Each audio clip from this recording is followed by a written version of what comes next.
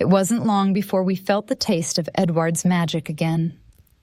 He stood near the lock with his right hand held out. I was barely rested enough from the intense concentration I had needed for the consecutive spells on the road when I felt the trace of Edward's magic gliding over the waves. On the water, it was no longer masked by the crystal ground. It was a pull. Edward was drawing the boat back toward the shore. It slowed down and started to come to a halt. I held out my hand. Telekinesis was my sister Angela's favorite magic, and we had practiced on a boat once. This one was far larger, but then, so was my amount of magic. I focused on the shore where Edward stood and pushed away from it. The distance between us and Edward started growing again. Nice try, I heard Edward's voice. but not powerful enough. Daniel. He called. And then both he and Daniel held out their hands.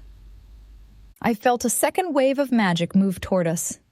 This time, it was targeted at the boat itself.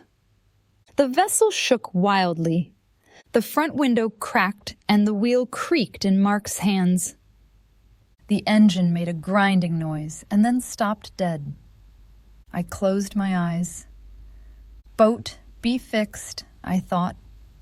An image of the boat as it was when we had boarded it flashed in my head, and I felt my magic surround me. I heard the engine start again, and I opened my eyes. The boat was as good as new. I can do this all day. I heard Edward's whisper in the air. He waved his hand, and mist started forming. In a couple of seconds, fog covered the shore so densely that I could only sense him now, but not see him. I was just about to undo the magic, wondering what Edward was planning, when there was a gunshot and Mark cried in agony. I rushed to him. He was bent on the wheel, trying to balance it while holding his arm, which was bleeding heavily. The boat swayed. On the shore, I heard Daniel's voice. What are you doing? Why did you shoot him?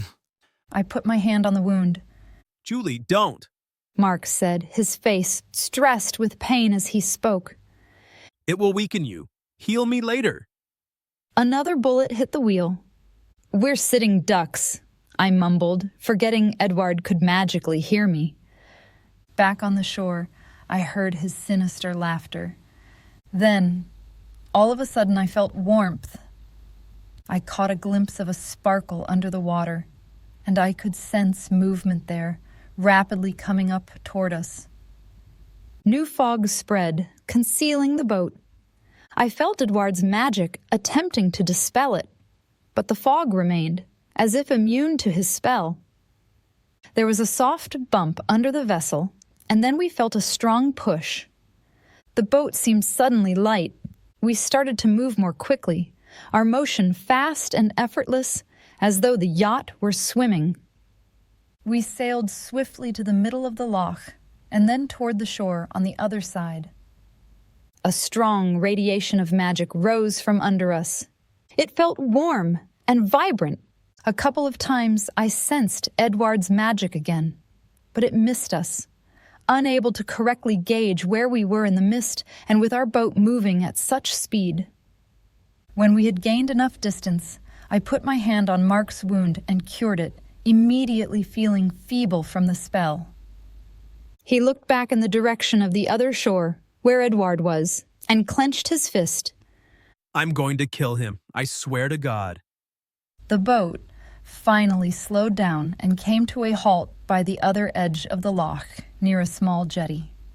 I looked down. The water was clear. Whatever power had come to our rescue had disappeared.